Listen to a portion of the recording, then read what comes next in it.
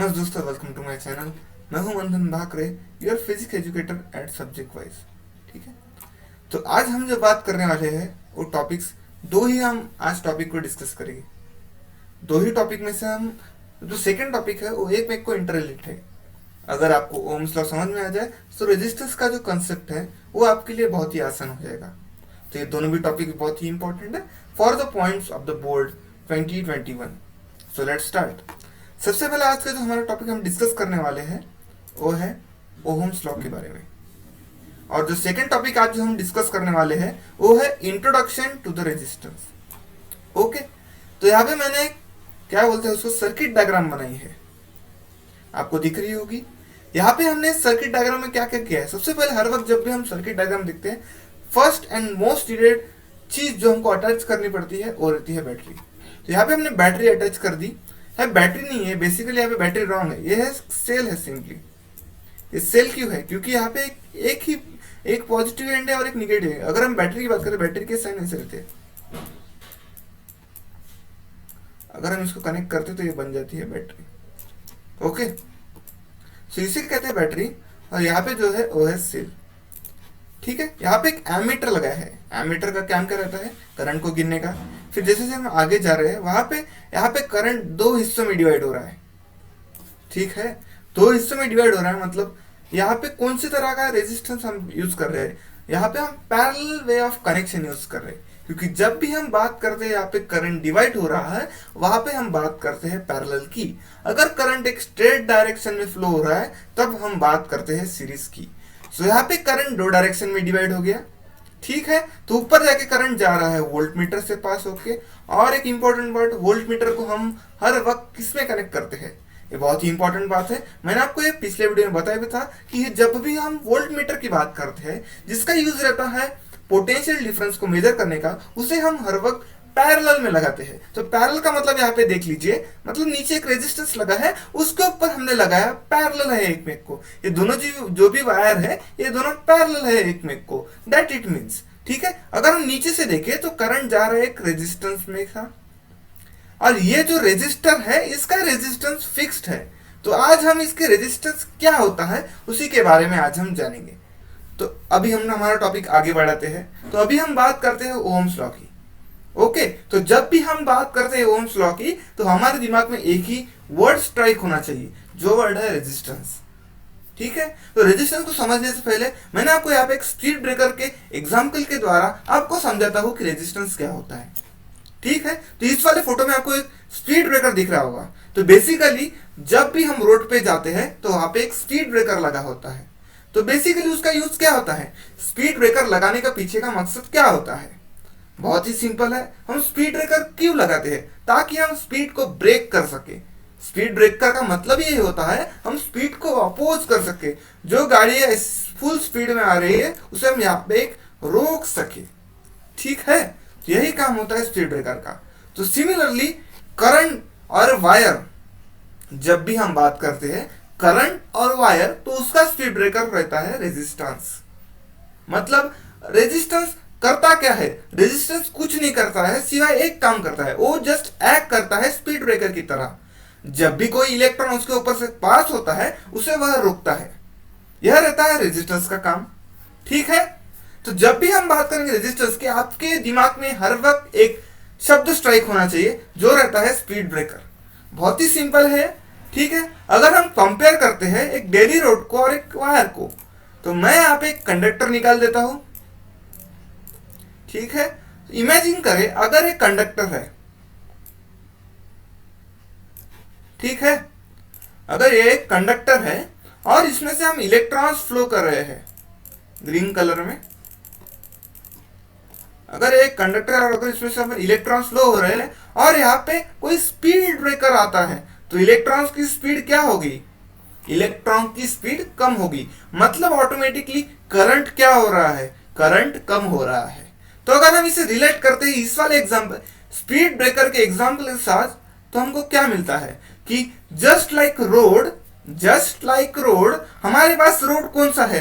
Road है हमारे पास wire, और या फिर हम सिंपली उसे कंडक्टर भी कहते हैं। तो हमारे पास रोड क्या है? हमारे पास रोड है वायर।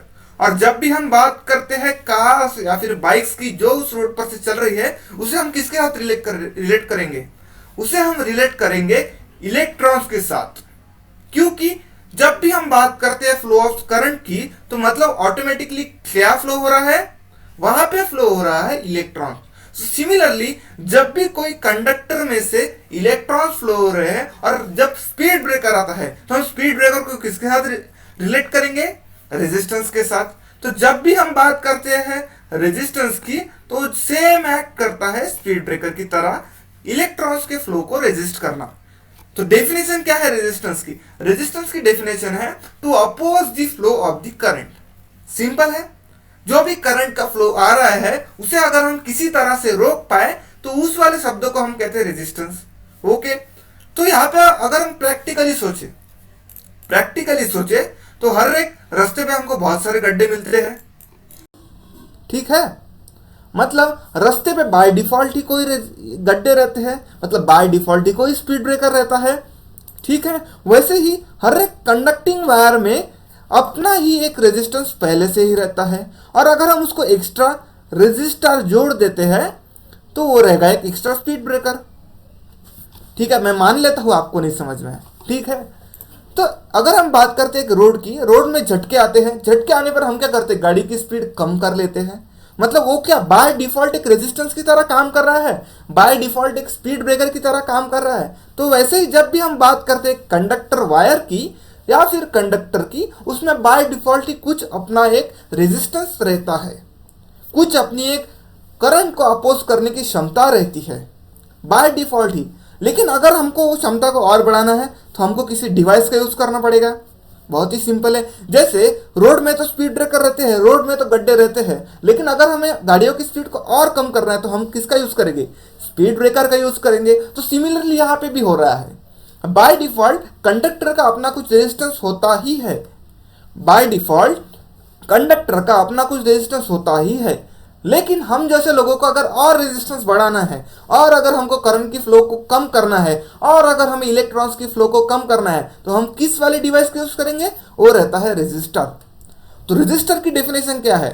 रेजिस्टर सिंपली क्या है? एक कंडक्टर है। रेजिस्टेंस क्या है? एक कंडक्टर है, लेकिन उसका जो रेजिस्टेंस है वो कैसा है? फिक्स्ड है, ठीक है। मतलब what is resistor? So resistor is a conductor which has the fixed resistance. लेकिन यह भी बात सच्चाई नहीं है, ये आधी अधूरी सच्चाई है। लेकिन जब भी हम बात करते हैं पूरी सच्चाई की, तो पूरी सच्चाई क्या है? देखिए, जब भी हम बात करते हैं रेजिस्टेंस की, तो वो तीन तरह के रहते हैं,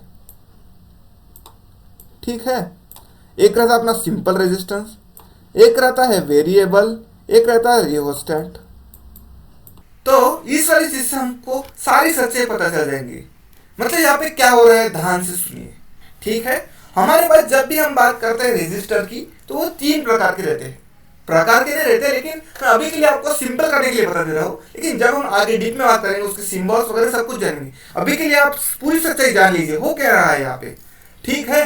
तो जब भी हम बात करते हैं रेजिस्टेंस की, रेजिस्टर की, तो रेजिस्टर की जो फर्स्ट टाइप का सिंपल रेजिस्टर रहता है, उसका जो रहता है रेजिस्टेंस फिक्स रहता है। एक तो 4 ओम होगा, 10 ओम होगा, 12 ओम होगा, जो कुछ भी होगा, n ओम होगा, पाई ओम होगा, ठीक है। मतलब इसका रेजिस्टेंस कुछ भी हो सकता है, लेकिन फिक्स्ड रहेगा, एक ही रेजिस्टर लगेगा। ऐसा नहीं होगा कि हमने 4 ओम का रेजिस्टर लिया और कॉपर के वायर में लगा तो 5 ओम हो गया, सिल्वर के बारे में लगा 10 ओम होगा, ऐसा कभी नहीं होगा। उस रेजिस्टर का जो रेजिस्टेंस है वो फिक्स रहेगा। लेकिन जब हम बात करते हैं वेरिएबल रेजिस्टेंस की, तो इससे हमको नाम से ही पता चल रहा है, वेरिएबल मतलब क्या हो रहा है? चेंज हो रहा है, थोड़ा थोड़ा हम उसमें चेंज कर सकते हैं। लेकिन इसमें भी कुछ फिक्स रहते हैं, जैसे 5 होगा, 10 होगा, 15 होगा, ऐसे दे के रख देंगे। आपको अगर 5 चाहिए होंगे तो आपको 5 पे स्लाइड करना पड़ेगा, 10 पे स्लाइड करना होगा, फिर 15 पे स्लाइड करना पड़ेगा। तो इसे हम कहते हैं वेरिएबल। तो वेरिएबल का मतलब बहुत ही सिंपल है, ऐसा रेजिस्टेंस जिसको अपन चेंज करते हैं लेकिन फिक्स क्वांटिटी में। वहां पे दिया रहेगा आपको 5-6 क्वांटिटी दी रहेगी, 1 ओम दिया रहेगा, 2 ओम दिया रहेगा, 3 ओम दिया रहेगा, 4 ओम दिया रहेगा, 5 ओम दिया रहेगा, 6 ओम दिया रहेगा, ठीक है। वेरिएबल में क्या होता है? सिंपली प्लग होता है, प्लग आपको इंसर्ट करना पड़ता है, सॉरी रिमूव करना पड़ता है। अगर आपको 1 ओम का रेजिस्टेंस है तो 1 ओम का प्लग रिमूव करो, अगर आपको 2 ओम का रेजिस्टेंस है 2 ओम का प्लग रिमूव करो। लेकिन अगर आप पूछेंगे तो इसमें क्या अपन 11 ओम का रेजिस्टेंस बना सकते हैं? बहुत ही सिंपल है। अगर हम 6 ओम और 5 ओम की प्लग को एक साथ रिमूव करेंगे तो टोटल कितना ओम रेजिस्टेंस बन रहा है? टोटल 15 ओम रेजिस्टेंस बन रहा है। तो ये जो रहता है, ये सब कुछ जो मैंने आपको बताया, ऐसे जो स्विचेस रहते हैं जिसको अपन रिमूव करते हैं, रेजिस्टेंस चेंज कर सकते हैं, उससे हम बात करते हैं वेरिएबल की, ठीक है। लेकिन जब हम बात करते हैं रियोस्टेट की, तो रियोस्टेट में कुछ नहीं, ऐसा बॉक्स रहेगा जिसमें आपको बाय मैन्युअली से पिन सेट करनी पड़ेगी। यहाँ पे अपन पॉइंट में भी रेजिस्टेंस निकाल सकते हैं। 11.245 आपको ओम रेजिस्टेंस चाहिए, वो भी मिल जाएगा आपको रियोस्टेट में। लेकिन क्या आपको रेजिस्टर मिलेगा सिंपल रेजिस्टेंस में? नहीं मिलेगा, क्योंकि वहां पे जो रेजिस्टर की क्वांटिटी है वो फिक्स रहेगी। क्या आपको वेरिएबल में वाला रेजिस्टेंस मिल पाएगा? मिल सकता है, लेकिन आपको बहुत ही मेहनत करके बहुत ही बड़े बड़े वैल्यूज का आपको रेजिस्टेंस लेना पड़ेगा पॉइंट में। मतलब यहाँ पे अपन को 1.2 1.3 बहुत ही डिटेल में रहेगा, ये कोई कन्वीनियंट नहीं है। तो अगर ये दोनों भी कन्वीनियंट नहीं है तो इसलिए हमने क्या इन्वेंट किया? रियोस्टेट, जिसमें अपन पॉइंट टू पॉइंट कितना भी माइन्यूट रहे उससे हम ले सकते हैं, उस वाले पॉइंट का अपन रेजिस्टेंस ले सकते हैं, तो उसे कहते हैं रियोस्टेट, ठीक है।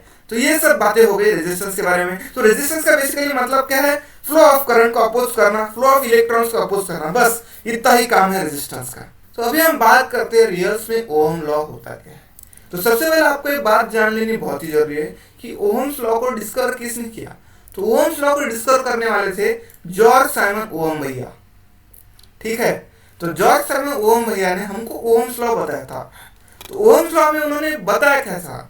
तो उससे पहले हम स्टेटमेंट जान लेते हैं। स्टेटमेंट आप सुन लीजिए, बहुत ही सिंपल है। उन्होंने सिर्फ इतना ही कहा था कि जो पोटेंशियल डिफरेंस रहता है वो रहता है directly proportional to the current. So अगर हम उसे लिख लेते हैं, रुकिए हम उसको साथ साथ नोट भी कर लेते हैं। So potential difference is directly proportional to the current, उन्होंने यह बताया था हमको। यह हमको पहले से ही दिया था कि potential difference is directly proportional to the current, ठीक है। तो ये कैसे हुआ मैं आपको बता देता हूँ। तो उन्होंने क्या किया था? एक सर्किट कंसिडर किया था, एक सर्किट कंसीडर किया। उन्होंने यहाँ पे बल्ब लगाया, यहाँ पे एक बैटरी लगाई, ठीक है। फिर बाद में उन्होंने यहाँ पे एक वोल्ट मीटर, यहाँ पे उन्होंने एमीटर लगाया और इसको ही पैरेलल में वोल्ट मीटर लगाया। ये वाला सर्किट उन्होंने तैयार किया और उन्होंने एक सिंपली करंट पास करके देखा। तो जब उन्होंने 10 एम्पियर का करंट पास किया तो यहाँ पे कुछ तो भी रेजिस्टेंस आया, कुछ तो भी पोटेंशियल डिफरेंस आया। जब उन्होंने 5 एम्पियर का करंट पास किया वहां पे भी कुछ तो भी पोटेंशियल डिफरेंस है। जब उन्होंने उन सबके रेशियो निकाले तो उनका पता चला कि जैसे जैसे करंट भी हम बढ़ा रहे हैं वैसे वैसे पोटेंशियल डिफरेंस भी बढ़ रहा है। तो उन्होंने सोचा क्या हम इससे कोई फॉर्मूला डिराइव कर सकते हैं, क्या हम इससे कोई कंक्लूजन निकाल सकते हैं। तो उन्होंने कंक्लूजन का निकाला, देखते हैं। तो उन्होंने क्या किया, ठीक है, उन्होंने क्या किया, ये जो डायरेक्टली प्रोपोर्शनल का साइन है उसको उन्होंने साइन ऑफ इक्वालिटी में कन्वर्ट किया, ठीक है। तो अभी के लिए आपको सिंपल लग रहा होगा। तो उन्होंने क्या किया, v लिया, यहाँ पे भी आ रहा कॉमन। फिर बाद में उनको ख्याल आया कि जब भी हम डायरेक्टली प्रोपोर्शनल के साइन को साइन ऑफ इक्वालिटी में कन्वर्ट करके है तो हमें क्या चाहिए होता है? हमें चाहिए होता है कांस्टेंट, जैसे कि कैपिटल G। तो क्या था? वो एक ग्रेविटेशनल कांस्टेंट था। तो सिमिलरली जब हम बात करते हैं करंट की, पोटेंशियल डिफरेंस की, तो यहाँ पे कांस्टेंट कौन निकलेगा? तो उन्होंने बहुत ही रिसर्च की, बहुत ही सारे एक्सपेरिमेंट कंडक्ट किए, फिर उनको पता चला कि यहाँ पे कांस्टेंट क्या निकला? कांस्टेंट निकला रेजिस्टेंस, जिनको उन्होंने डिनोट किया कैपिटल R से, ठीक है। यही सब कुछ थी ओम्स लॉ की कहानी। ओम्स लॉ इतना ही है कि जब भी potential difference directly proportional to the current है तब जो रहेगा R क्या रहेगा? कांस्टेंट रहेगा, ठीक है। लेकिन उन्होंने एक शर्त रखी, उन्होंने क्या रखी? इफ एल्स वाली स्टेटमेंट रखी। उन्होंने इफ क्या रखा? तभी ये सब कुछ तभी काम करेगा जब क्या होगा? टेम्परेचर कांस्टेंट होगा। टेम्परेचर क्या होगा? कांस्टेंट होगा। मतलब टेम्परेचर बदलने को नहीं होना, कुछ भी हो जाए लेकिन टेम्परेचर क्या चाहिए? कांस्टेंट चाहिए। यही सब कुछ थी ओम्स लॉ की बारी। तो ओम्स लॉ का स्टेटमेंट बहुत ही सिंपल है। ओम्स लॉ का स्टेटमेंट क्या है? Potential difference is directly proportional to current at the constant temperature. बस यही सब कुछ बात है ओम्स लॉ के बारे में, ठीक है। ओम्स लॉ के बारे में सिर्फ इतना ही आपको 10th स्टैंडर्ड में पढ़ना है। पता है आपको 12th और 11th में आपको एक अलग भी ओम्स लॉ आएगा, उसमें आपको कुछ नए नए फॉर्मूलाज पता चलेंगे, तब की बात तब जानेंगे। लेकिन अभी के लिए आप इतना ध्यान में रख लीजिए कि V इक्वल्स टू IR होता है। इसका मैं आपको डेरिवेशन की जब हम बात करते हैं तो डेरिवेशन को भी इसी प्रकार से लिखते हैं कि potential difference is directly proportional to the current. फिर बाद में वो लिखते हैं कि यहाँ पे रेजिस्टेंस कांस्टेंट है, यहाँ पे लिख देते हैं R is constant of electricity, या फिर ठीक है जो कुछ भी आपको इंग्लिश लिखनी है इंग्लिश लिख दीजिए। बस डेरिवेशन इतना ही होता कि potential difference is directly proportional to the current और V इक्वल्स टू IR हो जाता है। यहाँ पे R क्या, R बिहेव करता है कांस्टेंट की तरह। तो यही सब कुछ बातें थी ओम्स लॉ के बारे में। तो अभी हम बात करेंगे कुछ इंपॉर्टेंट कन्वर्सन के ऊपर। तो मैं आपको सबसे पहले एक बात बता देता हूँ कि ये इंपॉर्टेंट कन्वर्सन है वो एनसीईआरटी में आपको क्वेश्चन के तौर पर दिए गए हैं। क्वेश्चन कैसे पूछते हैं, अगर हमने पोटेंशियल डिफरेंस को 2 गुना कर दिया तो करंट कितना होगा, यही सब क्वेश्चन पूछते हैं एनसीईआरटी में। लेकिन हम उसको समझ के सीधा सीधा जवाब दे पाएंगे सीधा क्वेश्चन लिखते ही। ठीक है, आपको उसमें टाइम पास करने की जरूरत नहीं है। लेकिन अगर आपको टाइम पास करने का बहुत ही शौक है तो शायद मैं जो अगली वीडियो रहेगी उसमें हम जब क्वेश्चन की डिस्कस करेंगे उसमें क्वेश्चन आपको ऐसा दे भी दूंगा। ठीक है, तो अभी ये क्वेश्चन की बारी हो गई। लेकिन ये सब समझने से पहले मैं आपको एक बहुत ही इंपॉर्टेंट चीज बता देता हूँ जो कि जाननी बहुत ही जरूरी है। सबसे पहले हमने क्या देखा था, फॉर्मूला ओम्स लॉ का क्या निकल के आता है, V इक्वल्स टू IR। यहाँ पे R कैसा बिहेव करता है, यहाँ पे R बिहेव करता है कांस्टेंट की तरह। ठीक है, तो अगर हम यहाँ से निकालते हैं I का फॉर्मूला तो I इक्वल्स टू क्या आ जाएगा, V बाय R। ओके, तो यहाँ से हम क्या क्या ऑब्जर्व कर सकते हैं। सबसे पहले ऑब्जर्व करना बहुत ही इंपॉर्टेंट है। जब भी हम बात करते हैं फिजिक्स की तो नेचर के साथ रिलेटेड है, तो हमको पूरा ऑब्जर्वेशन की जो है हमारे अंदर कूट कूट के भरी होनी चाहिए, तभी आप फिजिक्स समझ पाएंगे। क्योंकि 11वीं और 12वीं पता है आपको बहुत ही जंप आता है फिजिक्स में, फटाफट वेक्टर्स फिर इलेक्ट्रोमैग्नेटिक बाकी सब कुछ भीड़ जाता है, थर्मोडायनेमिक्स, तो आपको बहुत सारा तकलीफ होगी। तो ये जो बेस है 10th का उसे अगर आप स्ट्रॉन्ग करके जाते हैं तो 11th और 12th में आपको तकलीफ नहीं होगी। ठीक है, तो यहाँ पे हमने क्या देखा, I इक्वल्स टू निकला हमारा V बाय R। तो हम यहाँ से ऑब्जर्व कर रहे हैं कि current is directly proportional to the potential difference. और हम एक बात ऑब्जर्व कर सकते हैं कि current is inversely proportional to the resistance. हम यहाँ से यही 2 बातें ऑब्जर्व कर सकते हैं। तो यही 2 बातों पर ये पूरा खेल है। कैसा है, मैं और एक बार रिवाइज कर देता हूँ। हमारे पास ओम्स लॉ का फॉर्मूला है V equals to IR। V equals to IR हमारे पास फॉर्मूला है। V equals to IR formula होने के बाद हमने क्या किया, I equals to V by R निकाला। I को हम अगर उस वाले साइड लेके जाते हैं तो क्या बन जाता है, I equals to V by R बन जाता है। मैं आपको डीप में बता देता हूँ अच्छे से क्या होगा। यहाँ पे देखिए V इक्वल्स टू IR है, अगर हम I को नीचे लेके जाते हैं तो V by I equals to R निकलता है। अगर हम I को, ठीक है, तो अगर हम I को फिर से यहाँ पे लेके जाते हैं और तो V इक्वल्स टू IR बन जाता है। अगर हम R को नीचे लाते हैं तो I इक्वल्स टू क्या बन जाता है, V बाय R बन जाता है। यही सब कुछ था, तो मैंने आपको यहाँ पे सीधा लिखा दिया कि I इक्वल्स टू क्या होता है, V बाय R होता है। एक मिनट इरेज करने दो। ठीक है, I इक्वल्स टू क्या होता है, V बाय R होता है। तो हम यहाँ से 2 बातें ही देख सकते हैं। सबसे पहली बात कि जो करंट रहता है वो रहता है directly proportional to the potential difference. और हम यहाँ से दूसरी बात देख सकते हैं, करंट रहता है वो रहता है inversely proportional to the resistance. यही 2 बातें आपको बहुत ही काम में आएगी जब भी हम बात करेंगे इंपॉर्टेंट कन्वर्शन की। ठीक है, तो अभी हम चालू करते हैं इंपॉर्टेंट कन्वर्शन। तो मैं यहाँ पे ये ऊपर जो भी हमने लिखा था उसे हम ऊपर लिख लेते हैं। क्या लिखा था हमने लिखा था कि I is directly proportional to the V और I is inversely proportional to the R। ठीक है, आपको पता है ना डायरेक्टली प्रोपोर्शनल और इनवर्सली प्रोपोर्शनल का मीनिंग क्या होता है? नहीं पता? मैं आपको यहाँ पे डीप में बता देता हूँ होता क्या है। बेसिकली सुनिए हो क्या रहा है।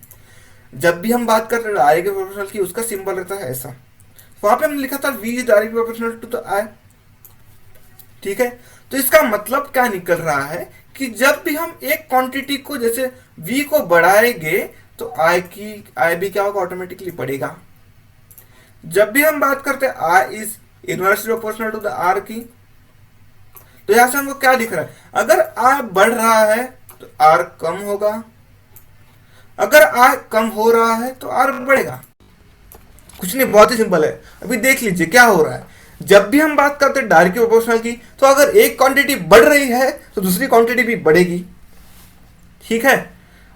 और अगर हम डायरेक्ट प्रोपोर्शनल में ऑल क्या देख सकते हैं, अगर एक क्वांटिटी कम हो रही है दूसरी क्वांटिटी भी कम होगी।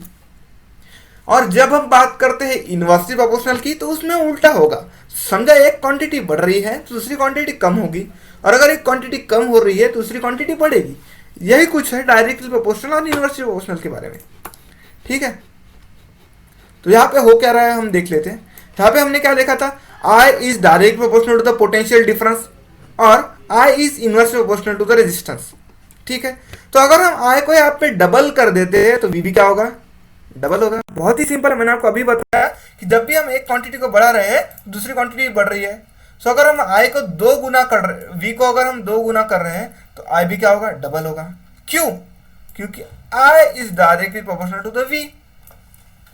और सिमिलरली अगर हम करंट पोटेंशियल डिफरेंस को हाफ करते हैं तो करंट भी हाफ होगा।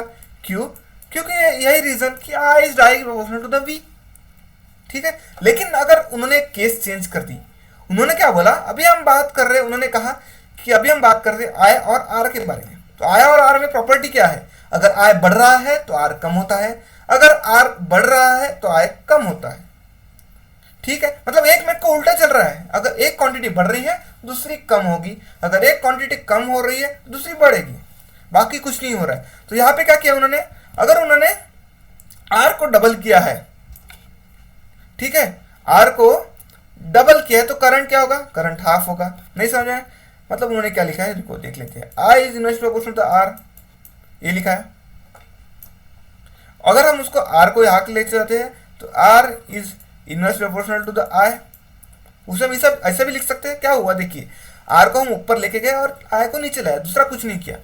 तो अगर हम करंट को 2 टाइम करते हैं, रेजिस्टेंस को 2 टाइम करते हैं तो पोटेंशियल तो करंट क्या हो रहा है, हाफ हो रहा है। यही तो कहा उन्होंने।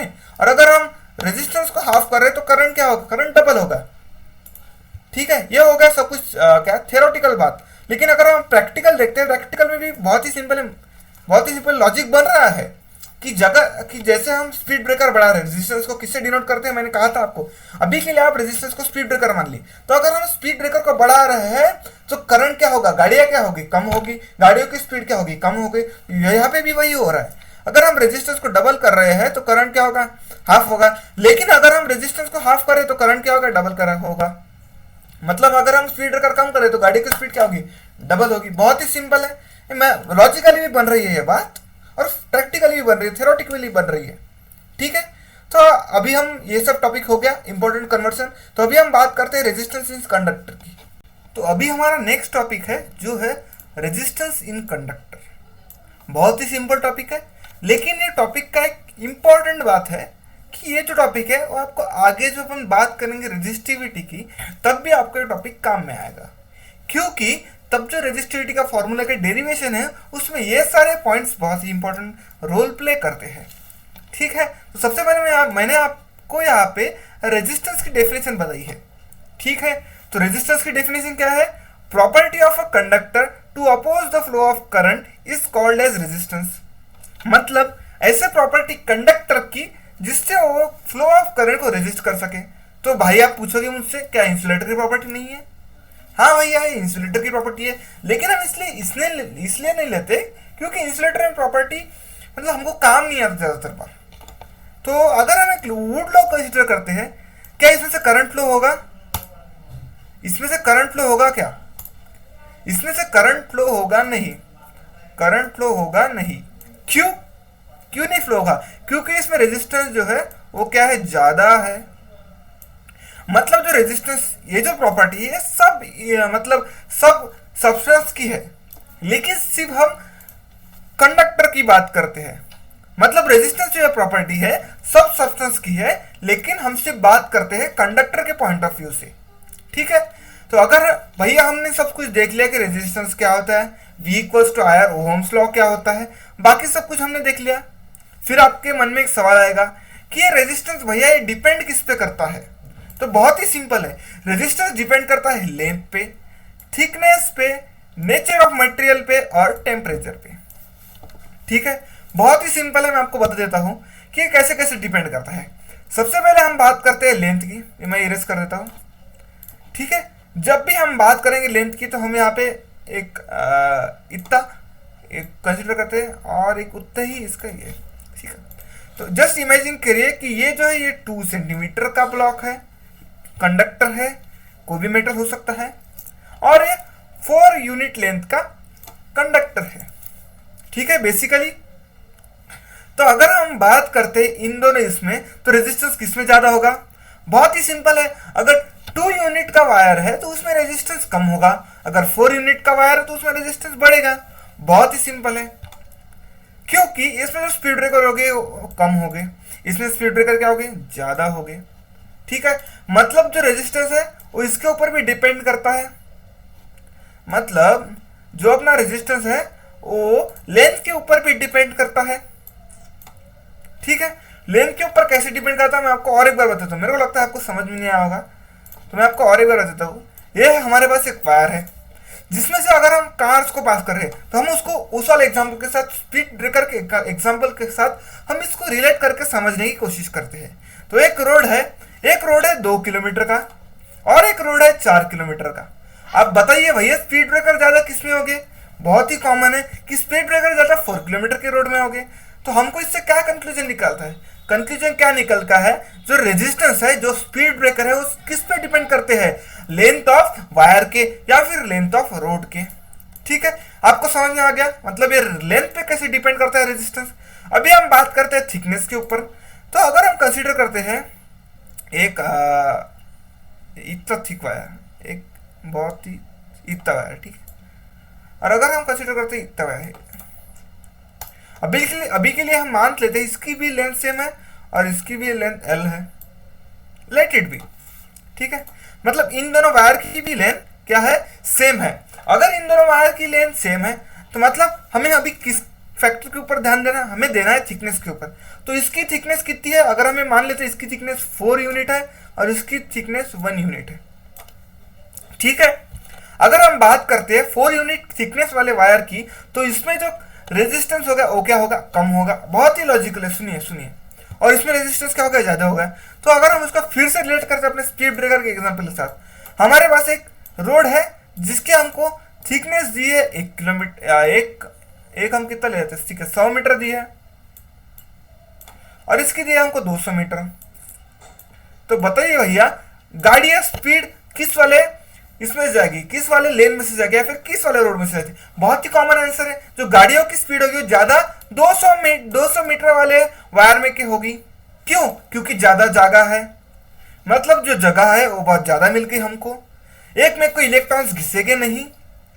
ठीक है, मतलब उनके पास स्पेस जो है ट्रैवल करने की अभी वो बढ़ गई है, उनको स्पेस ज्यादा मिल रही है तो वो स्पीड भी ज्यादा लेंगे। ठीक है, समझ में आ गया? ये जो रेजिस्टेंस है वो थिकनेस पे किस प्रकार से डिपेंड करता है। तो अगर थिकनेस बढ़ रही है तो रेजिस्टेंस कम होगा। ठीक है, अगर हम बात करते हैं नेचर ऑफ मटेरियल की, नेचर ऑफ मटेरियल के लिए बहुत ही सिंपल एग्जांपल है। अगर हमने एक आयरन का एक ब्लॉक लिया और एक वुड का ब्लॉक लिया, तो भैया बताओ कि रेजिस्टेंस किसमें ज्यादा होगा? रेजिस्टेंस वुड के ब्लॉक में ज्यादा होगा और आयरन के ब्लॉक में कम होगा। क्यों? बहुत ही लॉजिकल है, मैंने कहा ये जो है बहुत ही लॉजिकल है। वुड में से करंट इलेक्ट्रिसिटी पास नहीं हो रही है, मतलब वो क्या है? एक इंसुलेटर है, मतलब वो क्या है? एक इंसुलेटर की तरह काम कर रहा है जिसमें रेजिस्टेंस ज्यादा है। लेकिन एक तरफ अगर हम बात करते हैं आयरन की, तो आयरन में इसका अपोजिट हो रहा है। आयरन एक बहुत ही अच्छा कंडक्टर है, आयरन क्या है? एक बहुत ही अच्छा कंडक्टर है, तो उसमें से जो इलेक्ट्रिसिटी है वो फास्ट पास होगी, मतलब उसका रेजिस्टेंस क्या होगा? कम होगा। तो ये सब बातें हैं कि वो नेचर के ऊपर कैसे डिपेंड करता है। जो भी हमारा रेजिस्टेंस है वो नेचर के ऊपर बहुत ही ज्यादा डिपेंड करता है। ठीक है, तो यहाँ पे मैं आपको फैक्ट के लिए एक बात बता रहा हूँ, फैक्ट के लिए आप ये फैक्ट ध्यान में रख लीजिएगा। तो हमारा फैक्ट क्या है सुन लीजिए। अगर हम बात करते हैं सिल्वर की, तो सिल्वर क्या है? पूरे विश्व में सबसे अच्छा कंडक्टर हम मानते हैं सिल्वर को। ये कंफर्म नहीं है, इसके आगे और भी कितने मेटल निकल सकते हैं ये पता नहीं है। ठीक है, मेटल्स और निकलेंगे तो उससे भी अच्छा निकल सकता है, लेकिन अभी के लिए 2020 के लिए सबसे बेस्ट कंडक्टर है सिल्वर। तो इसका रेजिस्टेंस क्या होगा? सबसे कम रेजिस्टेंस वाला मेटल कौन सा होगा फिर? बताइए। अगर अगर सिल्वर का रेजिस्टेंस सबसे ज्यादा होता तो क्या एक गुड कंडक्टर बनता था? नहीं। तो अगर हम बात करें इसके रेजिस्टेंस कम होना चाहिए। अगर सिल्वर एक टॉप मोस्ट कंडक्टर है, सिल्वर क्या है, एक टॉप मोस्ट कंडक्टर है, तो इसका रेजिस्टेंस क्या होगा? कम होगा। ठीक है, तो ये सब बातें थी। क्या बोलते हैं हम नेचर ऑफ कंडक्टर के बारे में। टेम्परेचर भैया, टेम्परेचर तो हर वक्त मैटर करता है। हमने जब ओहम्स लॉ की बात की तब भी टेम्परेचर मैटर किया था। मैंने आपको ध्यान से कहा था, कि जो टेम्परेचर है वो कांस्टेंट होना चाहिए, मतलब हर एक जो वस्तु है इस पे टेम्परेचर पे डिपेंड करती है। ठीक है, ये था थ्योरेटिकल बातें। मेरे को लगता है आपको टेम्परेचर कहीं समझना, तो मैं आपको एक बहुत ही अच्छे एग्जाम्पल के द्वारा समझाता हूँ। ठीक है, ये एक वायर अपने पास, एक वायर अभी के लिए इसको एडजस्ट करते थे। ये वायर है नॉर्मल डिग्री टेम्परेचर, मतलब क्या बोलते हैं हम उसको, 37 डिग्री टेम्परेचर पे एक वायर की लेंथ होगी क्या 2 यूनिट मान लेते हैं। लेकिन जब हम उसका टेम्परेचर 100 डिग्री करेंगे तो उसकी वायर की लेंथ क्या होगी? बताइए उसकी वायर की लेंथ क्या होगी? बढ़ेगी। जब हम 100 डिग्री सेल्सियस के ऊपर इस वाले वायर की लेंथ मुझेंगे तो वो कितना आएगा? 2.5 यूनिट या फिर समथिंग कुछ भी आ सकता है, लेकिन बढ़ेगी। क्या हो रहा है? बढ़ रहा है। अगर हमारी लेंथ बढ़ रही है टेम्परेचर बढ़ने से अगर हमारे कंडक्टर की लेंथ बढ़ रही है, मतलब रेजिस्टेंस पे इफेक्ट आएगा। क्यों भैया? क्योंकि मैंने आपको सबसे पहले ही समझाया था कि रेजिस्टेंस जो रहता है वो लेंथ पे कैसे डिपेंड करता है। ठीक है, तो ये सब कुछ बातें थी हमारा रेजिस्टेंस कंडक्टर के बारे में। तो ये जो बातें हैं हम इसको आगे भी डिस्कस करेंगे। ये वाली जो बातें हैं मैं आपको रिपीट पे कराऊंगा जब हम बात करेंगे रेजिस्टिविटी, क्योंकि रेजिस्टिविटी टॉपिक जो है वो कंप्लीटली इसके ऊपर बेस्ड है। ठीक है, thank you for watching this video. Until that meet you in next video. हाँ, और एक इंपॉर्टेंट बात, तो हम अगली वीडियो में क्या डिस्कस करेंगे? अगली वीडियो में हम डिस्कस करेंगे जो हमने पढ़ा आज ओम्स लॉ उसके ऊपर के क्वेश्चन। ठीक है, तो पढ़ाई करो और फोड़ दो।